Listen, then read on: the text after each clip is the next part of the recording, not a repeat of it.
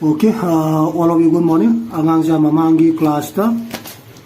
Manipuri na songi mapan suba latam Prithibi gi angakpa ani songtham manihar singha hariba paraje takpa haugre aduna parasigi page number 48 page number 48 ki mari suba paragraph ta gi takadaba. Okay, yangsi page number 48 mari suba paragraph.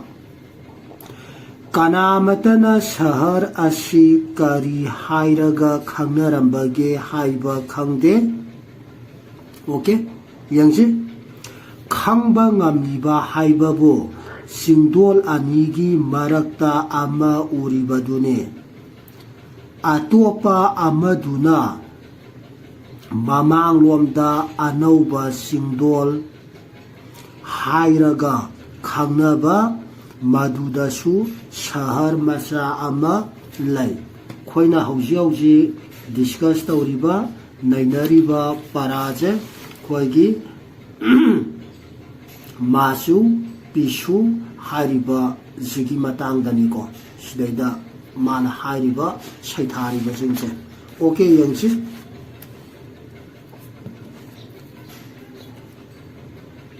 Hauzik Paubada Tasyangna Masu Pisu Kanana Karamba Matamda Sarambage Haiba Ngamdeba Gong Hauzik Asuyamna Saukalaba Computer Natra as modern as civilization as ki Matam Si Paubada Hauzik Paubada Tasyangna Masu Pisu Kanana Karamba Matamda Sarambage Haiba Ngamdeba Pakum Pangdi Wahangda Maray Nungsit amasung singmai sing aduna di khanglam gadra Makhoi su khanglam daba yai Masi uruba miwai singi wakhalna saba ngamdana layreba Hauzik Paubada ko masu pisuje karamba matamda kanana sarambagi haibaje ngasi bawda kana amatana khangba haiba ngamdri ngamdeba. Okay, yangsi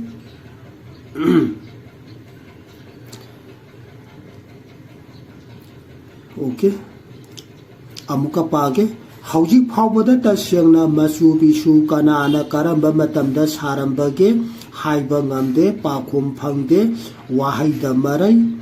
Nungsit amasung singmai sing aduna di khanglam gadra makhoi su khanglam daba yai masi uruba miwai singi wakhalna saba ngamdaba laire hariba shahar asi yande singsangi mayaida lay amasung tiera del Phuyegodagi Kha Amerikagi Khwaidagi Makhada Laiba Ithat Masa Singna Siamba Lam Amasung Mapung Waiba Lamdagi Khaidolaga Kilometer Sanipal Lape Yangji Khoigi Masu Pisuje Kadai waida laibage haiba taragadi si khunggadoine hariba shahar asi gantai ko endi singsangi mayaida lay amasung Tierra del Fuego dagi Kha America gi khwaidagi makhada laiba ithat masa singna Siamba lam amasung mapung waiba lamdagi khaidolaga kilometer lisingipal lape ahanba Spaingi itihas iba sing atay itihas lairik singda phangbagi matung ina Kuwaskogi apakpa lambi sing amasung dalan sing Sana amasung nupagi athaba mapasing na kublami hai अहानबा Spain की इतिहास इबसिंग अतई इतिहास लाइरिकसिंगदा फंगबगी मतुंग इना कोस्को की अपाकपा लंबीसिंग अमसुंग दलानसिंग सना अमसुंग लुपागी अथाबा मपासिंगना कुपलमी हायबा question लेरेको status दो अहानबा Spain की इतिहास इबसिंग गेंदाइको अमदी अतई इतिहास की लाइरिकसिंगदा कोस्को की मरमदा करी इरंबगे हाइबा तारगदी सि खुंगदोइनी अदुना शहर अदु नुमित थाना थोकपगुम मतम पुनमक्ता पुलंग लंगलमेबको सना लुपा स्ते खोई अरंगबा प्रेशियस ओइबा लग्जूरियस ओइबा आइटम गातनेबा नत्रा अदुना दुम मोखोई अरंगबा मंगादुना थकतना लंखतना दुम नुमित था थोकपगुमना दुम लंखतना गांदना यामना फजना लेरमेबा ओके यंगजी मथंगदा इनका सिंगी लमददी सना अमसुंग लुपा अनिमकी ललोल इतिकी लमदा थोइदोपा ममल लेरमदेब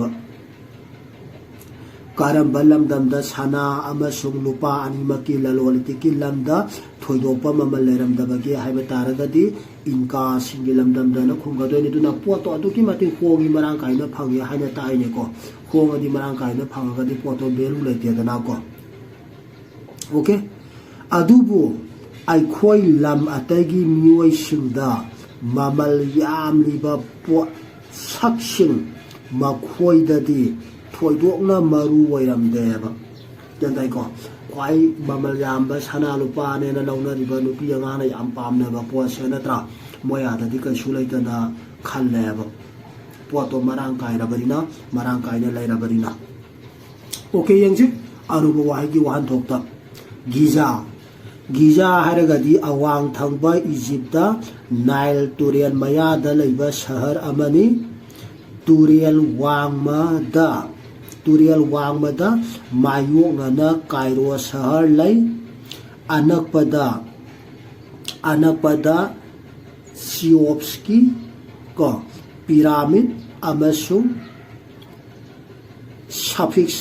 को हाइबदु लै नेक्स्ट पिरामिड अंगनबा मतमदा इजिप्ट सारंबा असिबगी नुंगी को निंगसिंगफुरा मखादा माइकई मरी मानना हौरगा मतोंदा पिक्सिंदुना फगलांग सिंदु उनै पिरामिड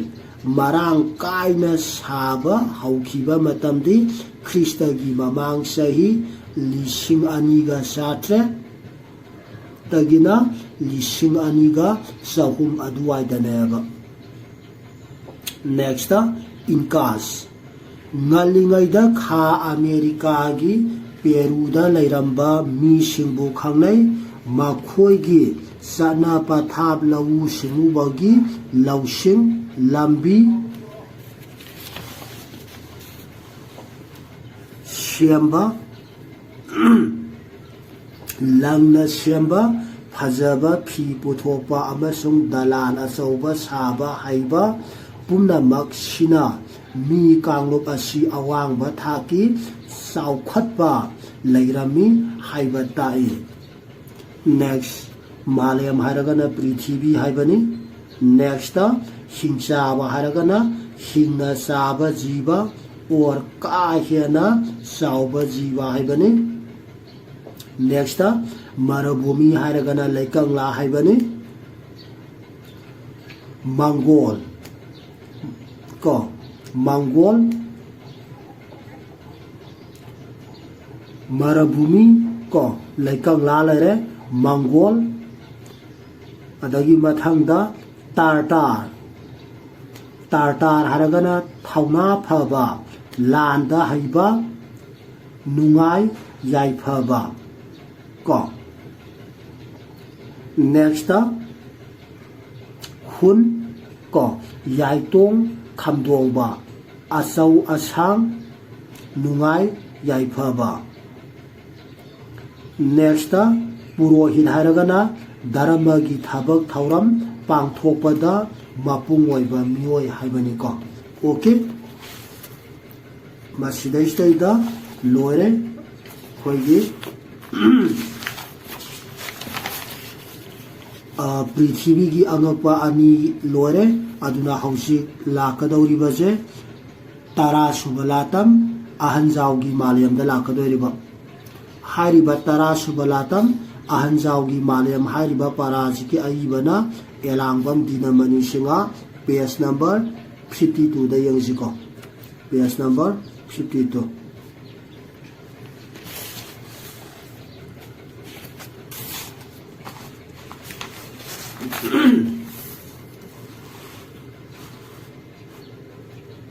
ओके यंगासी अहंजावगी मालयम सही मरीफू तरा मंगा मुसुरबा अहल जावना मांगोलदा थाबा फक अमदा फमदुना पोथारी सही मरीफू तरा मंगा हाइबदी यामग्रे को सही जनता वारीनी अदम मनतास तांजा अदुदा मसुनुपा बिरेन तहा संगलगा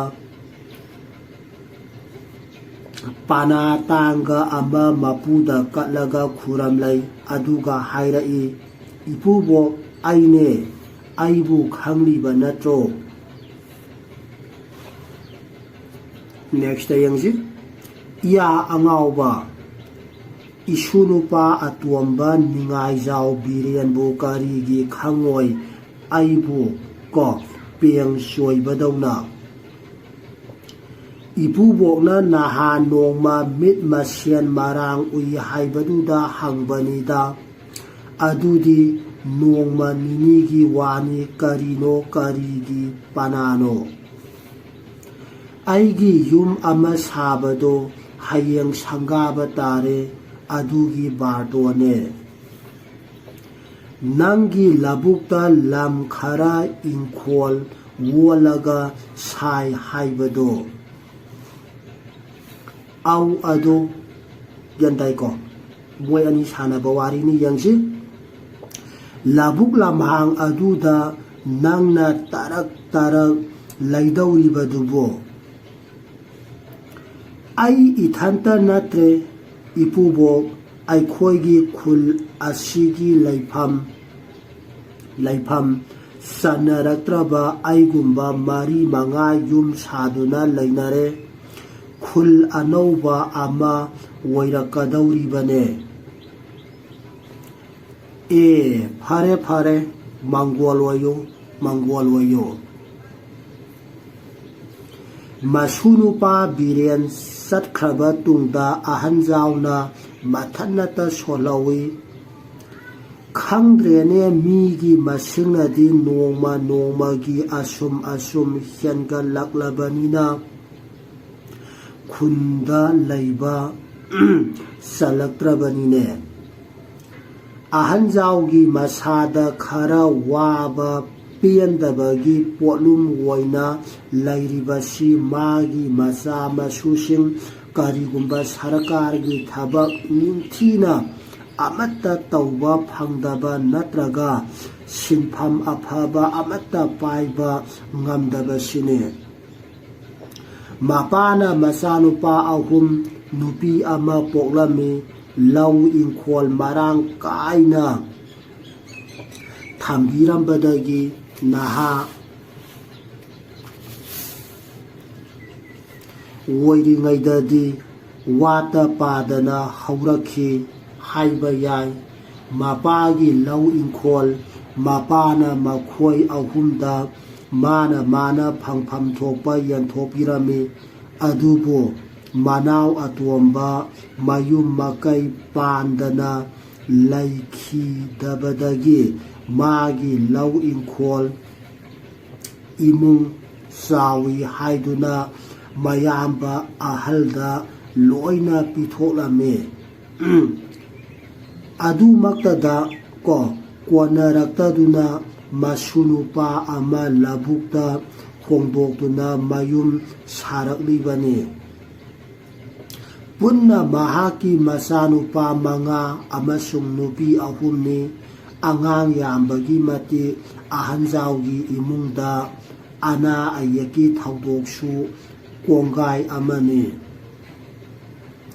ꯃꯁꯤꯗ ꯃꯥꯅ ꯈꯔ ꯇꯥꯟꯖꯕ ꯁꯦꯜ ꯍꯥꯏꯗꯣꯛꯈꯤ꯫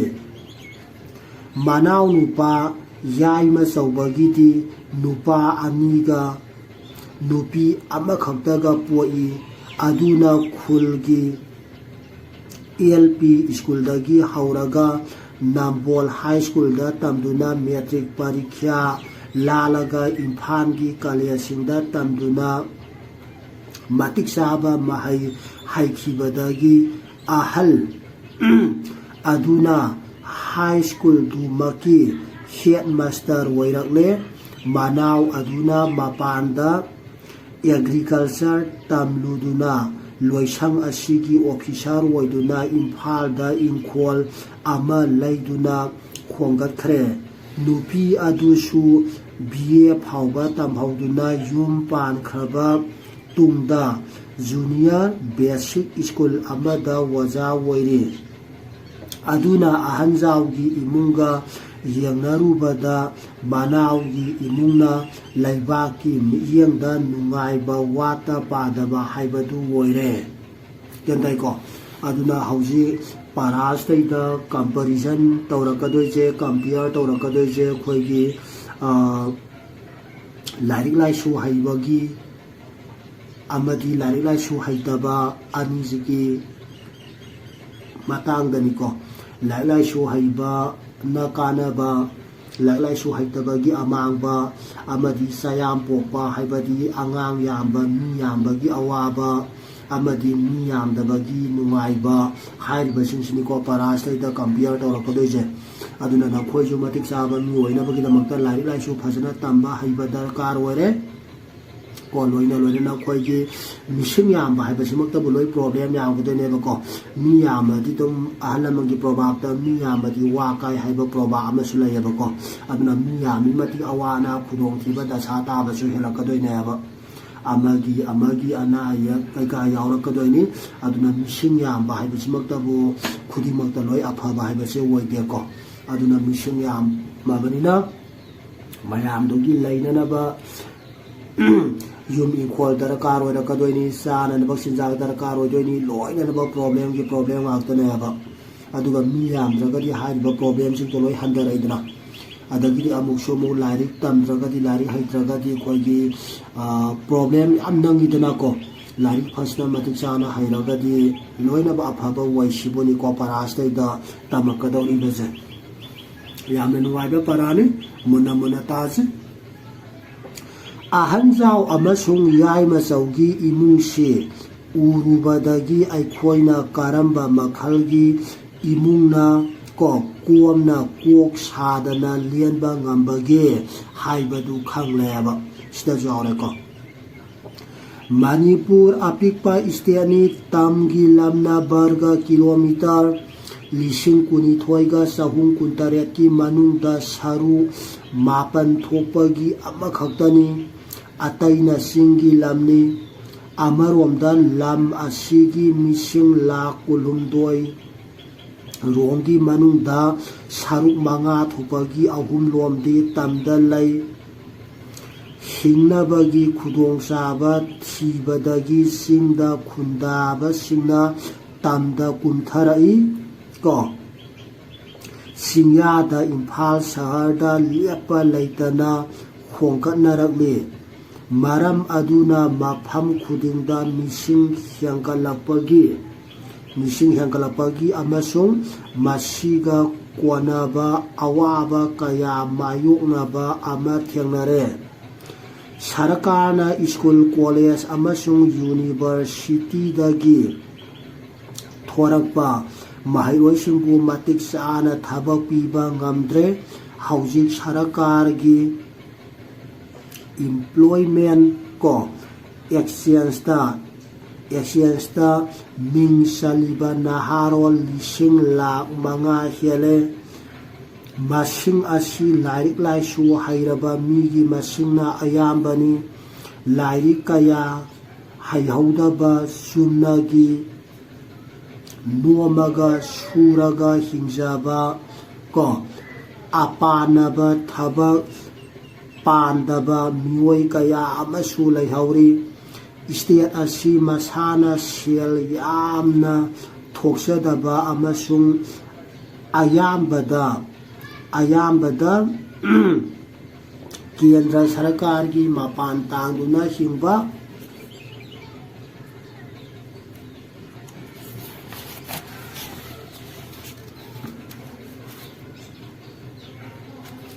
maramna makhal makhagi industry linkhatuna lairik haiba haitaba naharwal singbu matik saba haigadoni ko matik taba na ire matik saba thabak piba ngamdriyeba yadai ko loina na hauji lairik haiba haitaba mising yamba yamdaba gi matang da amuk laire adagi amuk su nainar ai baje manipur sarkar gi maramda su amuk nainar ai ni ko natra manipur sarkar gi maramda amuk khoi loina na ba lairik haire haidana ju asuk yamgraba mayam jingje sarkar na loina na bak thaba piba haibasidi amuk oi thokpa na teba yadai ko aduna lairik laisu je phajana tamaga phajana hairaga ai khoi isana isagi senthok lambi lainanaba khona sabasima chu yamna darkar oire gyantai ko yamna darkar oire masijima ju adagi di amusu khoige manipur je na ta khoige yam pikraba lamdam ni istiani atopa laibak singa compare toba sangdamnaba matamda adubo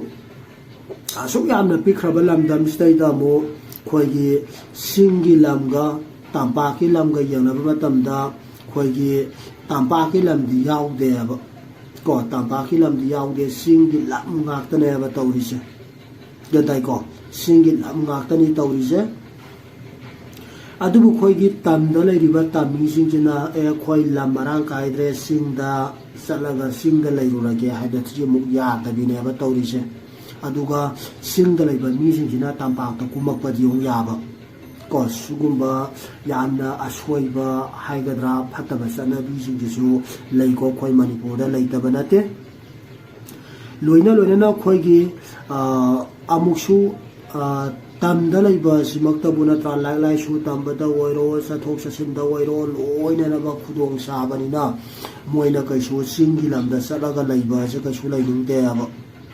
yatra singi lamasidi lambi thong na tai sade khudong amuk sade balai lai su tamba anaya yaurakpa sathok sasil oina na ba amuk khudong sade aduna tamda leiriba tammi ko tamba ki mi singsina kaisu singda karaga leiba jisu kaisu leidingte aba yadai ko adagi amuk su lainingde aduga singda leiriba mi singsina su amuk su khoigi kaidore singda leibagi awaba khudong thiba khudong sadaba mayam jingdo thengnabana maram oduna moju singda lainingdabana maram oduna tampakta ko imphal mayon shahar mayon staida lalwaliti tawbagi lairik laisu tambagi karbar tawbagi ko khudong saba mayam jingdo launanabagi damakta phangnanabagi damakta makhoi su mu imphal mayon staida mu kumeba aduna hauji khoigi ayambana imphal mayol shahargi lamsidi mina krik inare bana trama palapan thopam phawbada laitre askimati awaba haibado oire aba jantai ko mishing yaw khalapagi matungina problem samaisagi samaisa ngata ngare aba hariba mayam puna maksingjini parastaida hauji khoina nainari baje okay yangjin tampaki manung hanjinba lambi sing amasung singi lamsingda afaba lambi semba thaknaba afaba ising adagi ana ꯂꯥꯏ ꯌꯦꯡꯅꯕ ꯊꯧꯔꯥꯡ ꯅꯤꯡꯊꯤꯖꯅ ꯄꯤꯕ ꯉꯝꯗ꯭ꯔꯤ ꯑꯃꯁꯨꯡ ꯃꯍꯩ ꯇꯝꯐꯝ ꯁꯪꯁꯤꯡꯗ ꯑꯣꯖꯥ ꯃꯔꯥꯡ ꯀꯥꯏꯅ ꯍꯥꯞꯄ ꯉꯝꯗ꯭ꯔꯤꯑꯕ ꯁꯤꯗꯩꯗꯁꯨ ꯑꯗꯨꯝ ꯌꯥꯎꯔꯦꯀꯣ ꯑꯗꯨꯅ ꯍꯥꯏꯔꯤꯕ ꯈꯨꯗꯣꯡꯆꯥꯗꯕ ꯃꯌꯥꯝꯁꯤꯡꯁꯤꯅ ꯑꯗꯨꯝ ꯑꯩꯈꯣꯏꯒꯤ ꯁꯍꯔ ꯃꯌꯣꯟꯗ ꯀꯣ ꯑꯗꯨꯝ ꯏꯝꯐꯥꯜ ꯃꯌꯣꯟꯗ ꯑꯗꯨꯝ ꯍꯣꯡꯉꯛꯄ ꯍꯥꯏꯕꯁꯤꯗꯤ ꯑꯗꯨꯝ ꯃꯁꯥꯅ ꯇꯥꯕꯅꯤꯀꯣ ꯌꯦꯡꯁꯤ ꯄꯨꯝꯅꯃꯛꯁꯤ ꯏꯁꯤꯡ ꯏꯆꯥꯎꯒꯨꯝꯅ ꯍꯦꯟꯒꯠꯂꯛꯂꯤꯕ ꯃꯤꯁꯤꯡꯗꯒꯤ ꯑꯌꯥꯝꯕ ꯊꯣꯔꯛꯄꯅꯦꯕ ꯑꯗꯨꯕꯨ ꯄꯨꯝꯅꯃꯛꯁꯤꯡꯁꯤꯒꯤ ꯃꯦꯟ ꯀꯣꯁꯇꯤ ꯀꯣ ꯔꯨꯠ ꯀꯣꯁꯇꯤ ꯑꯩꯈꯣꯏꯒꯤ ꯏꯁꯤꯡ ꯏꯆꯥꯎꯒꯨꯝꯅ ꯍꯦꯟꯒꯠꯂꯛꯏꯕ ꯃꯤꯁꯤꯡꯁꯦ ꯃꯁꯤꯅ ꯊꯣꯛꯍꯟꯕꯅꯦꯕ ꯍꯧꯖꯤꯛ ꯂꯧꯕꯨꯛ ꯑꯃꯁꯨꯡ ꯂꯝꯍꯥꯡꯁꯤꯡ ꯌꯨꯝ ꯁꯥꯖꯤꯟꯕꯇ ꯅꯠꯇꯅ ꯑꯇꯩ ꯊꯕꯛꯁꯤꯡ ꯂꯧꯁꯤꯟꯅꯈꯤꯕꯅ ꯃꯇꯝ ꯑꯃꯗ ꯂꯦꯝ ꯄꯥꯅ ꯃꯁꯥꯒꯤ ꯀꯣꯟꯅꯅ ꯆꯥꯅꯅꯕ ꯄꯨꯊꯣꯛꯂꯝꯕ ꯃꯅꯤꯄꯨꯔꯅ ꯆꯍꯤ ꯈꯨꯗꯤꯡꯒꯤ ꯃꯄꯥꯜꯒꯤ ꯂꯝꯗꯒꯤ ꯆꯦꯡ ꯀ꯭ꯋꯤꯟꯇꯜ ꯂꯤꯁꯤꯡ ꯀꯌꯥ ꯆꯦꯜꯂꯤꯑꯕ ꯀꯣ ꯑꯩꯈꯣꯏꯒꯤ ꯂꯧ उरंबा हिंगोल कोइरंबा जगह लेफम लेरक्तबदगी युम कई साजलपना मरम ओइदुना लौ उद्रे इंखोल कोइद्रे अदुना अमुसु चादबदि थक्तबदि यादबदिना मपालमदगी सियंग पुसलागनेबा खोइना ngasi चारिजे मथक्ता पनखिबा अहनजावगी वारीदा अमो को हंजिलक्लबदा सही यांखैमुकी ममांगदा अहनजावना लैरिबा नोंपो खुल हाइरिबा खुल असिदा युम कुनमुक्ता लैरमे युम खुदिंगी इंखोल साउरमी ममांग संगोय अवांग संगोय मखा संगोय लैनरमी पुखरीसु लैनरमी इंखोल कोइनाबनिना यंसांग नापी उहाई वाहाई इंखोलदगी हेक्तुना सानरमे कैथियनदगी कया लैनरमदे खुनगी वोइना लंबी सोरो इरम खोंबान को पाकनरमी समना हाइरबदा खुल अदुगी मियोइसिंग खुया तुसिना लेनबा पुंसी मारियल अमा फंगलामे ओके यंगजी ममांगदा अहनजाव हाइगे खुल मतौ करमना लैरंबगे हाइबे तारगदी हाइरिबा जिंजे खुंगदोइनिको नेक्स्ट यंगजी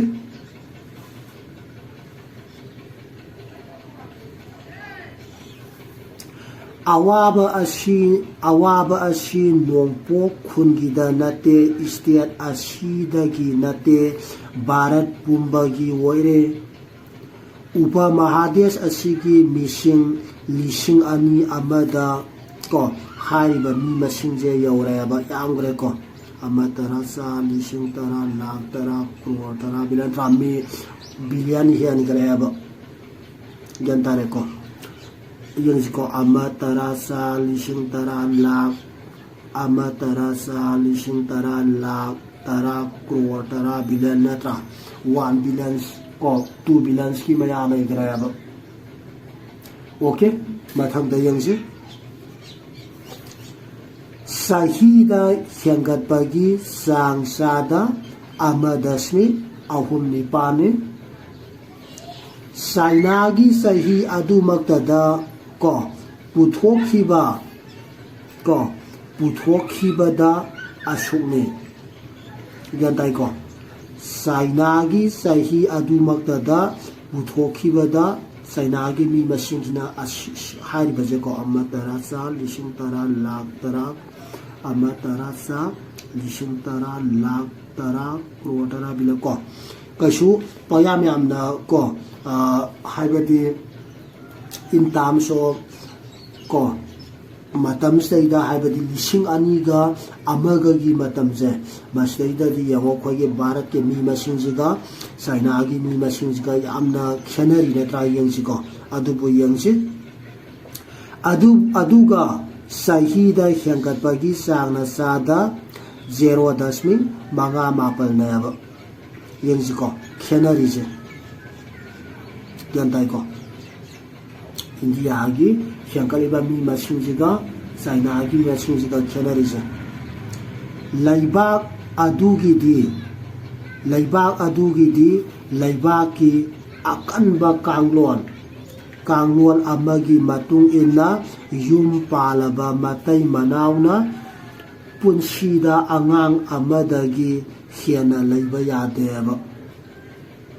मरम अदुना सही खरगी मतुंगदा भारतना चाइनादगी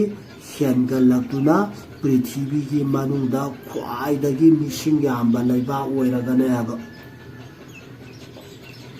महौसा कौबिगी पुकैदी अकक्नबनी सिजिन्नबना हेंदोख्रबनी अदुना लाकदौबा अवाबदु खल्लुबदा को फोंदोफम खंगदेबा नेक्स्ट यंगजी अदुबु भारत सरकारना का हेना मिसिंग हेंगलक्पा थिंगननबा पाइखलिबा थाबकी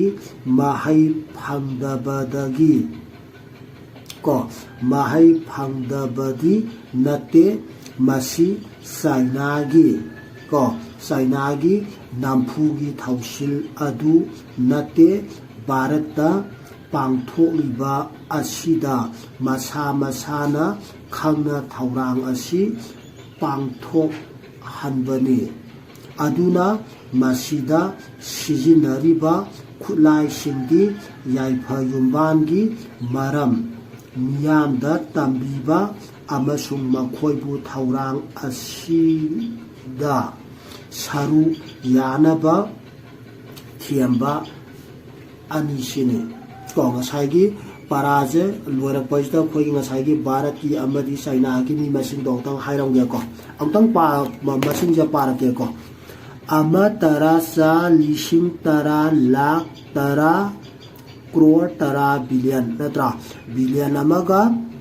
क्रोर दमु अमा तरा सा लिसिंग तरा लाख तरा क्रोर नत्रा क्रोर मापनगा अदगी मु अमा तरा सा लिसिंग तरा लाख तरा को लाख मारी फू हुमदोइगा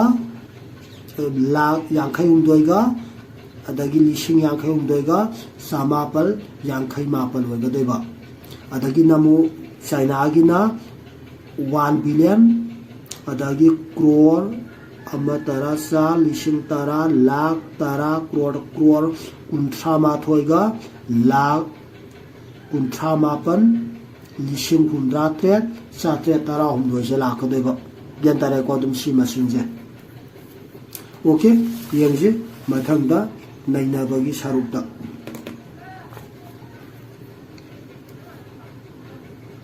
पेंग सोइरबदौना हाइबदी ngaurabadौना हाइबा मथंगदा तारक हाइरगना अतै याउदना नेक्स्ट सिनफम हाइरगना हिंगनाबगी पाइबा थाबा नेक्स्ट हाइदोफम हाइरगना सत्खिबगी मरम नेक्स्ट एग्रीकल्चर हाइरगना लाउ सिंउ हाइबा नेक्स्ट वात पादबा हाइरगना अवात लैतबा खुया तुसिना हाइरगना नुंगाइना हाइबा नेक्स्ट कांगलोल हाइरगना नियम मथंगदा नामफुनी हाइरगना नामदुना तौहनबगी हाइबा जनतारे को अदुना पाराजे ऑफलाइन दसु तौरे अदुगा गूगल मीट दसुदुम फजना तौरे फजना ताएना दुम आंगां जादुम यूट्यूब स्टेट दुम खोगी कय हाइतारे दुम सिलेबस से लोइननबगी दुम